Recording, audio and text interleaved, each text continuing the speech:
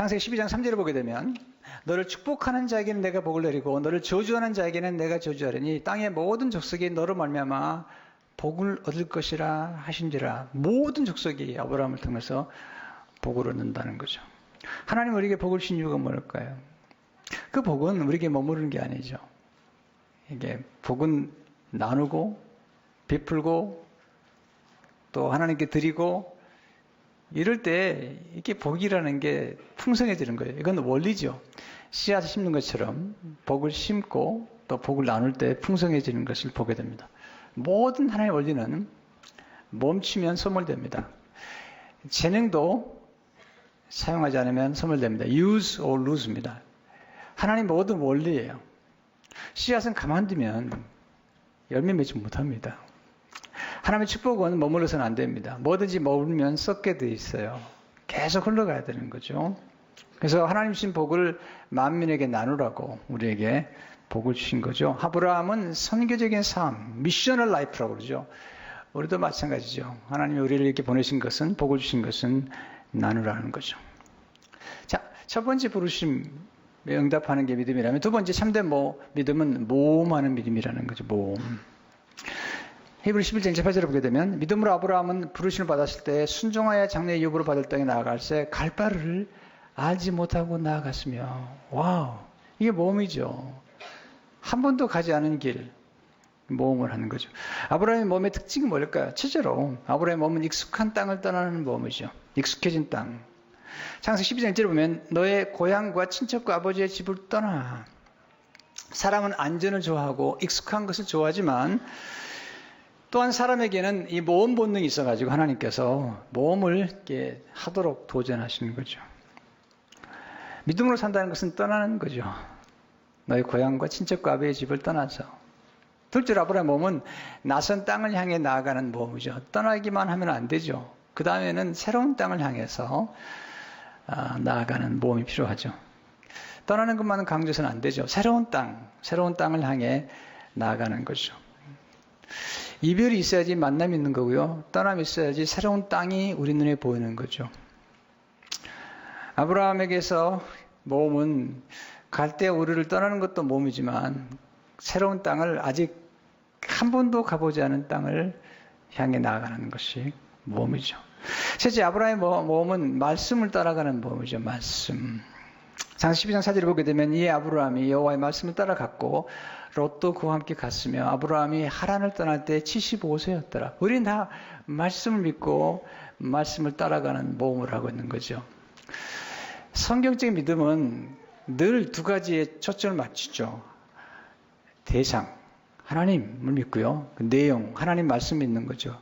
그리고 부르신 분과 부르신 말씀에 대해서 반응하는 것. 이것이 참된 믿음이고 성숙한 믿음인 것을 알 수가 있죠. 마이클 프로스트와 엘렌 허시가 모험으로 나서는 믿음이라는 책에서 아브라함이 이 모험의 길을 걸어간 것은 인류 역사상 놀라운 일이었다. 때로 우리의 인생에 어떤 선택 하나가 우리 가족뿐만 아니라 민족뿐만 아니라 전 인류 역사에 놀라운 변화를 가져올 수 있다는 거죠. 그는 이렇게 기록하고 있습니다. 아브라함은 순종의 행동으로 이에 응답했으며 이것이 정말로 역사의 경로를 바꿔놓았다. 이 행동은 세계 구원의 역사에서 가장 중대하고 결정적인 순간 중 하나였다. 하지만 이것이 무덤덤하게 취한 행동은 아니었다. 이 행동에는 상당한 위험과 엄청난 용기가 분명히 담겨 있었다. 이건 대단한 모험이라는 거죠. 우리가 하나님을 믿는다는 것은 사실 모험하는 거죠. 그는 계속 이렇게 기록하고 있습니다. 아브라함의 다소 균형을 잃은 행동은 그를 또한 그의 모든 가족들까지 큰 위험에 처하게 만들었다. 적어도 이 행동은 그로 하여금 고향을 떠나게 했고 그의 일가 친척과 단절되게 만들었으며 결말을 알 수 없는 모험과 탐색이라는 위험하고 평생에 걸친 여정에 들어서게 했다. 이건 참으로 실존적인 행동이었다. 확실히 믿음의 도약이었다. 여러분, 하나님을 믿는다는 것은 대단한 모험이죠. 우리 생을 하나님께 맡긴다는 것. 또 하나님이 우리를 선택하신 것도 대단한 모험인 거죠. 특별히 히브리서에 나오는 믿음의 영들은 다 모험하는 사람들이에요. 삶의 터전을 떠나기도 하고 하나님이 부르신 곳에 갈 바를 알지 못하고 가는 거죠. 하나님 우리 인도하실 때 한 걸음씩 인도하세요. 그리고 우리는 그 한 걸음 한 걸음 따라가는 그런 모험을 하는 거죠. 우리는 안전을 좋아하지만 세상에 안전한 곳이 있을까요? 안전한 데가 있을까요? 네. 모험이라는 것은 항상 위험이 다르지만 모험이 왜 놀라우냐면 모험에는 성공하면 엄청난 베니핏이 따라오기 때문이죠. 헬렌 켈러는 삼중고의 고통을 받았죠. 그는 끝없는 모험을 시도합니다. 네. 아니 들을 수 없고 볼 수 없고 말할 수 없는데 모험해요. 연설을 한다니까요. 네. 입을 만져가면서 입 모양을 만들고 그러니까 굉장한 모험이죠. 그는 이렇게 기록하고 있습니다. 안전이란 대체로 우상과 같다.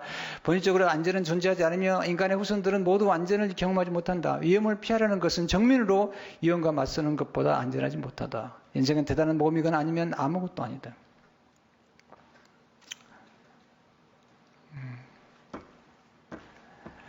여러분 가장 안전한 것은요 움직이는 거예요. 어떤 연구를 했어요.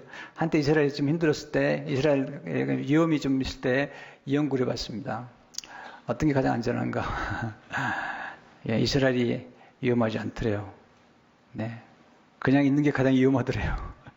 자꾸 움직여야 돼. 하나님의 백성들은 모험한 인생을 살게 되어 있는 거죠. 세 번째 참된 믿음은 순례자의 영성으로 사는 거죠. 순례자는 자꾸 여행하는 사람들이잖아요. 아브라함은 장막에 거했다는 거죠. 히브리서 11장 9절에 보니까 믿음으로 그가 이방의 땅에 있는 것 같이 약속의 땅에 거류하여 동일한 약속을 유업으로 함께 받은 이삭과 야곱과 더불어 장막에 거했으니 이 장막은 움직이는 데 필요한 도구잖아요.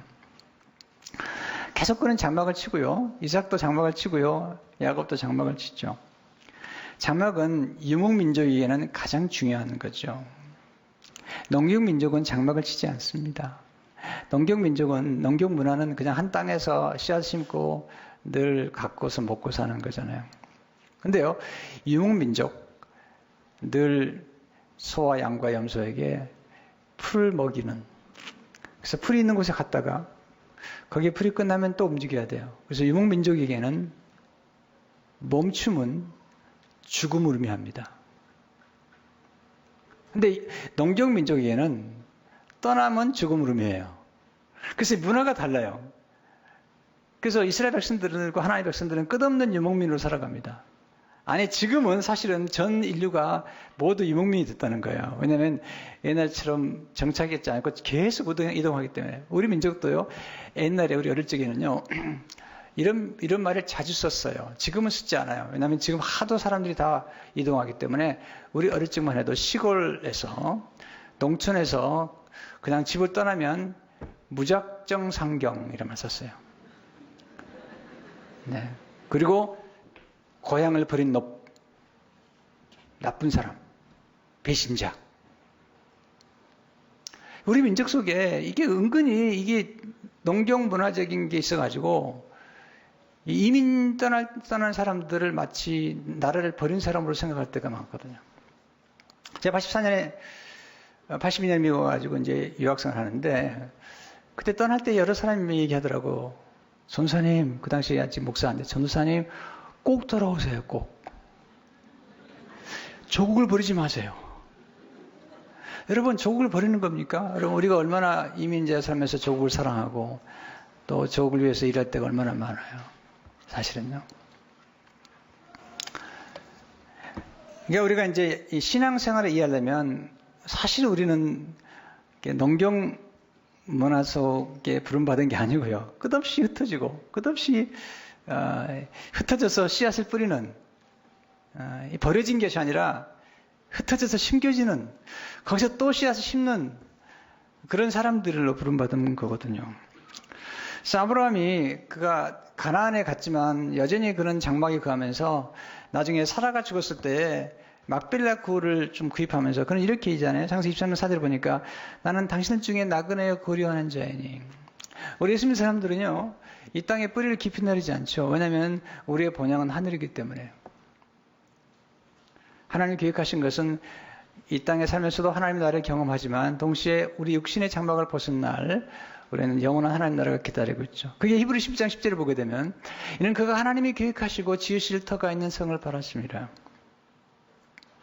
그래서 히브리 10장 13절을 보게 되면 이 사람들은 다 믿음을 따라 죽었으며 약속을 받지 못했을 때 그것들을 멀리서 보고 환영하였으며 또 땅에서는 외국인과 나그네임을 증언하였으니 왜 그럴까요? 더 나은 본향이 있기 때문에. 히브리 11장 14절 16절을 보게 되면 그들이 이같이 말하는 것은 자기들이 본향 찾는 자임을 나타냅니다. 그들이 나온 바 본향을 생각하였더라면 돌아갈 기회가 있으려니와 그들이 이제는 더 나은 본향을 사모하니 They were longing for a better country. 그 하늘에 있는 것이라 a heavenly one. 이러므로 하나님이 그들의 하나님의 걸음 받으심을 부끄러워하지 아니하시고 그들을 위하여 한 성을 예비하셨느니라.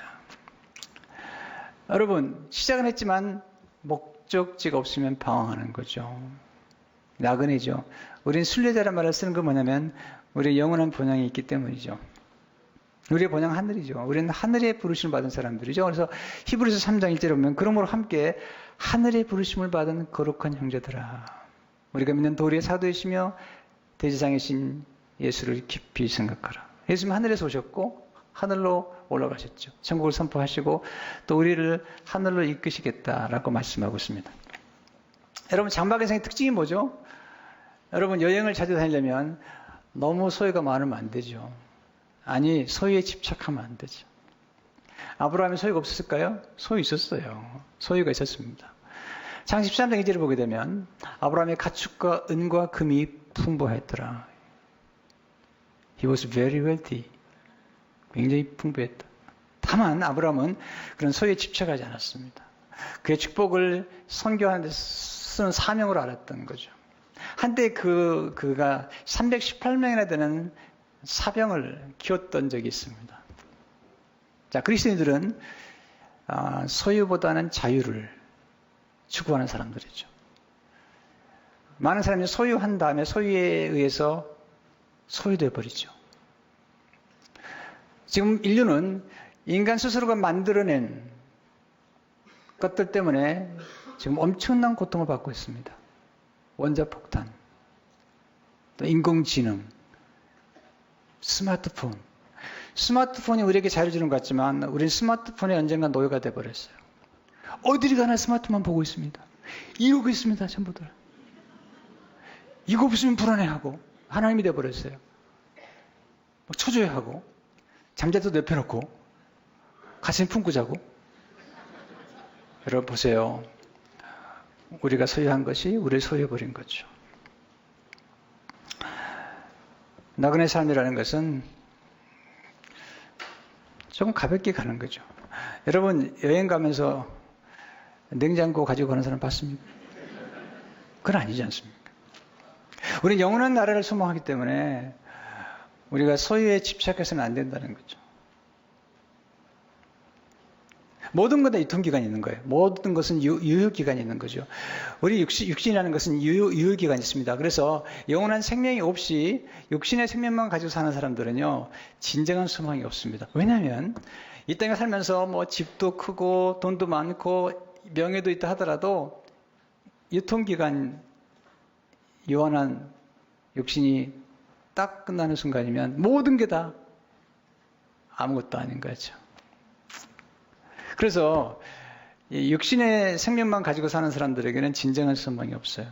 가족 다 보면 죽으면 끝나는 거지. 그러나 영생을 가진 사람들, 하나님의 나라의 기업을 영생을 가진 사람들은 영원한 소망 속에 살기 때문에 뿐만 아니라 신앙을 자녀들에게 유업으로 남기게 되면 그 유업이 계속 이어지기 때문에 영원한 소망 속에 살게 되는 거죠.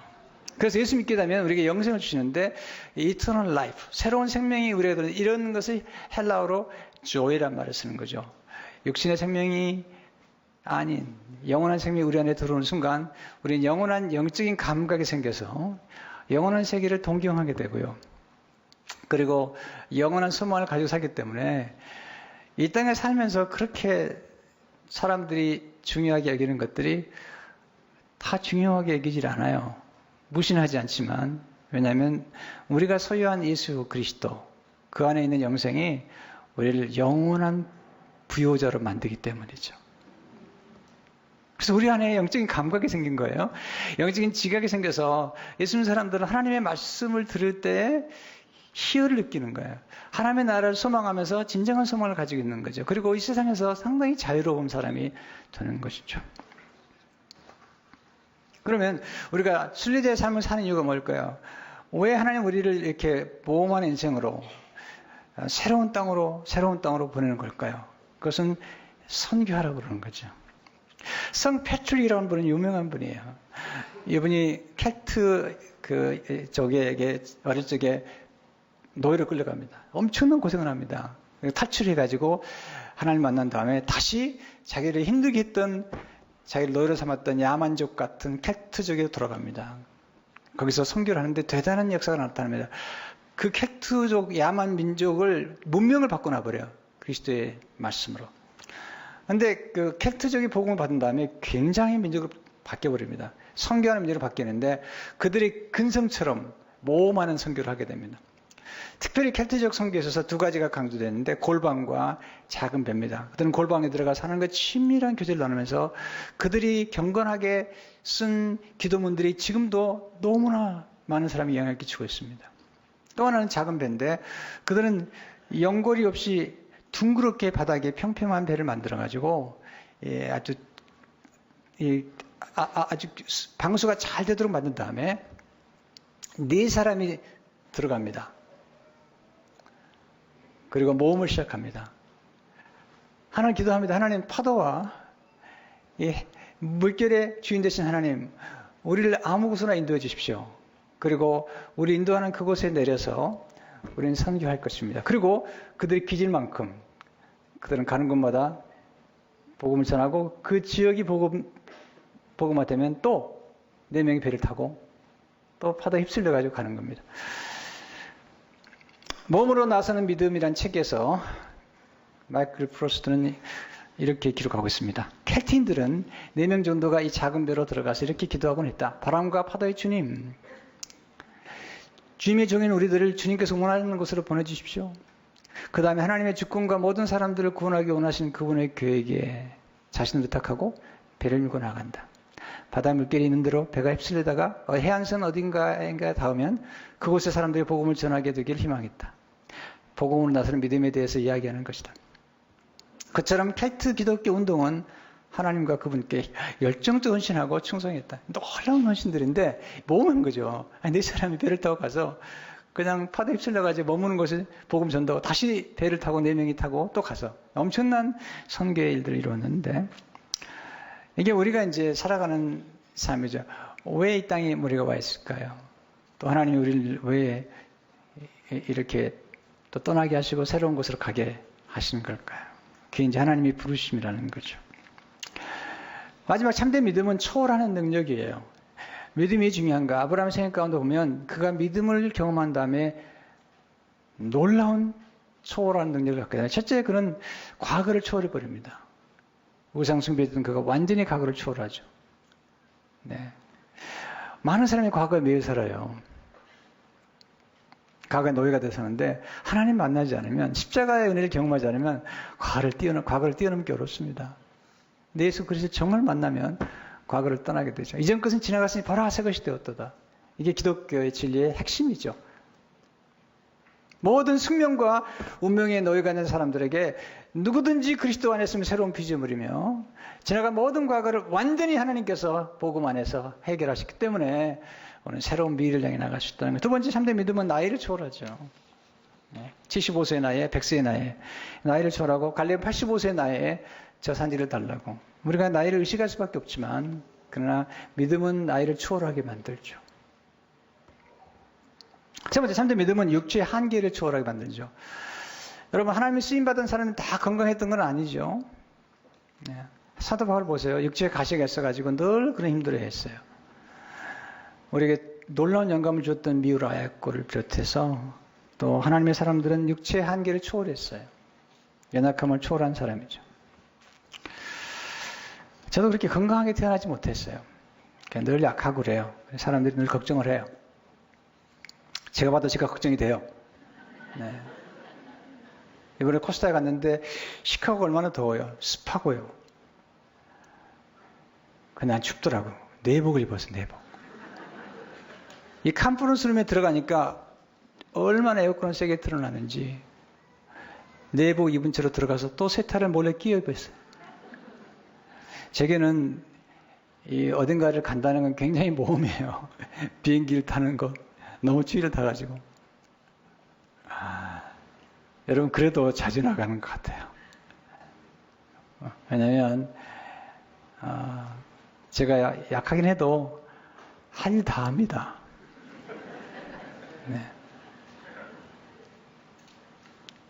우리는 자기 하기 싫은 건 할 수 없다고 다 핑계를 하잖아요. 우리가 변명이 하죠. 하기 싫기 때문에 변명하는 거죠. 여러분 작정하시면요 다 할 수 있습니다. 다섯 번째 참된 믿음은 환경을 초월해서 어려운 환경을 초월하는 거죠. 모든 어려운 환경, 요셉 보세요. 형들이 미움받고 다니엘 보세요. 포로로 끌려가고 모든 건 환경을 초월할 수 있죠. 다섯 번째 참된 믿음은 환경을 초월해서 풍성한 열매를 맺는 것. 이게 놀라운 기쁨이죠. 요셉은 어려운 환경 속에 들어갔죠. 그런데 거기서 풍성한 열매를 맺죠. 창세기 49장 22절에 보니까 요셉은 무성한 가지 곧 샘 곁에 무성한 가지라 그가 담을 넘었도다. 예레미야 17장 7절 8절 말씀을 너무 좋아하죠. 그러나 물은 여호와를 의지하며 여호와를 의뢰하는 그 사람은 복을 받을 것이라. 그는 물가에 심어진 나무가 그 뿌리를 강변에 뻗치고 그 다음 말씀 보세요. 더위가 올지라도 두려워하지 아니하며 그 입이 청청하며 가문을 해도 걱정이 없고 결실이 그치지 아니함 같으리라. 우리가 예수님과 연결되어 있고 하나님께 뿌리를 내리면 외부 환경과 관계없이 풍성한 열매를 맺게 되는 것입니다. 그런데 우리가 기억할 것은 믿음으로 산다는 것은 어떤 결과를 순식간에 얻기보다는 또 하나님의 약속이 당장 이루어지기보다는 하나님의 약속과 성취 사이에는 항상 오랜 기다림이 있다는 걸 잊지 말아야 돼요. 그래서 오래 참는 것과 믿음은 항상 같이 가죠. 히브리서에서 아브라함의 믿음에 대해서 칭찬할 때 그는 오래 참았던 사람이다. 히브리서 6장 11절 15절을 보게 되면 우리가 간절히 원하는 것은 너희 각 사람이 동일한 부지런함을 나타내어 끝까지 소망이 풍성함에 이르러 게으르지 아니하고 그 다음 보세요. 믿음과 오래 참음으로 말미암아 약속들을 기업으로 받는 자들을 본받는 자 되게 하려는 것이니라. 하나님이 아브라함이 약속하실 때 가르쳐 맹세할 자가 자기보다 더 큰 이가 없으므로 자기를 가르쳐 맹세하여 이르시되 내가 반드시 너에게 복주고 복주면 너를 번성하게 하고 번성하게 하리라 하셨더니 그가 이같이 오래 참아 약속을 받았느니라. 하나님을 만나면 놀라운 변화를 발견하게 되죠. 근데 하나님 만나면 제일 좋은 것은 하나님 만나게 되면 우리가 살아야 될 이유를 발견하는 거죠. 우리가 살아야 될 이유가 뭘까요? 사랑이죠. 하나님 사랑, 이웃 사랑. 그 사랑의 절정이 뭘까요? 선교죠. 하나님이 우리를 사랑하셔서 아들을 보내셨어요. 예수님은 부름 받았고 보냄 받았죠. 성령님을 보내셨어요. 하나님은 대단한 모험을 하신 거예요. 왜? 하나님의 아들을 우리를 위해서 희생할 만한 모험을 하신 거고요. 또 하나님 우리를 선택하셔서 우리를 믿어주시고 끝없이 사랑하시는 엄청난 모험을 하신 거죠.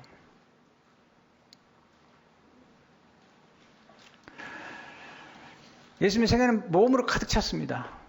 네.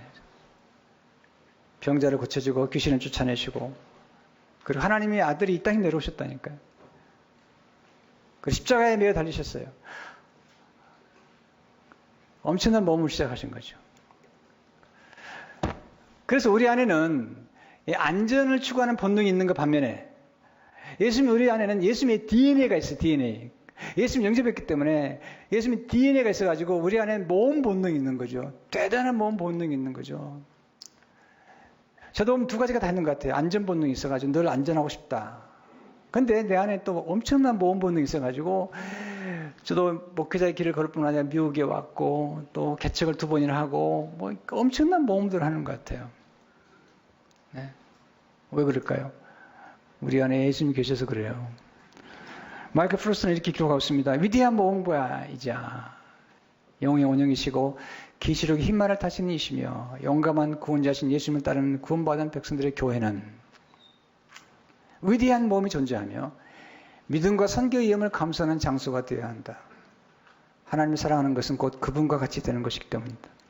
그래서 우리 예수님을 닮아간다는 건 뭘까요? 여러 가지겠지만 그 중에 하나는 뭐냐면 모험하는 인생을 살아가는 거죠. 하나님을 사랑하세요. 그리고 우리가 살아가는 이유도 사랑이죠. 그 사랑의 절정은 잃어버린 영혼을 구원하는 선교죠. 저희가 교회를 건축하는 중에 있지만 우리는 계속 선교를 동원합니다. 그리고 선교에 도전합니다. 이번에도 많은 분들이 단기 선교를 떠나고, 또 작년에 우린 컴패션 캠페인을 통해서 우리 온 성도가 한 1000명 정도의 어린아이들을 지금 선교하고 있잖아요. 엄청난 일들입니다. 앞으로 우리가 해야 될 일이 있다면 바로 이런 것이죠. 우리가 교회를 건축하는 것은 안주하기 위함이 아닙니다. 오히려 모험하기 위해서, 뻗어나가기 위해서, 선교하고 교육을 통해서 뻗어나가기 위한 것이죠. 사실 우리는 다 모험하고 있는 거죠. 한 번도 가보지 않은 우리의 앞길을 걸어가고 있는 거죠. 지나간 세월들이 빨리 돌아갔어요. 네. 근데 앞으로 남은 세월은 안 가봐서 아직도 좀 모르겠거든요. 여러분 어떠세요? 모험하는 거죠. 근데 우리 혼자 모험하는 게 아닙니다. 하나님이 우리와 함께 하십니다. 그래서 이 모험이 아주 익사이팅한 거죠. 이 모험에는 놀라운 결말이 있고, 그리고 모든 모험에는, 하나님과 함께하는 모험에는 역전의 드라마틱한 드라마가 있는 거죠. 왜 우리가 드라마를 좋아하죠? 그것은 하나님의 나라의 드라마에 하나의 열망을 가져오기 부추기기 때문에 좋아하는 거죠. 우리 안에 이 욕망이 필요한 거죠. 그것은 우리로 하여금 하나님의 나라를 갈망하게 만드시는 하나님의 뜻이란 말이죠. 우리가 왜 이곳에 와 있을까요? 우리가 이곳 살아가는 이유가 뭘까요? 사랑 때문에, 그리고 선교를 위해서 부름받은 것이죠. 기도하겠습니다.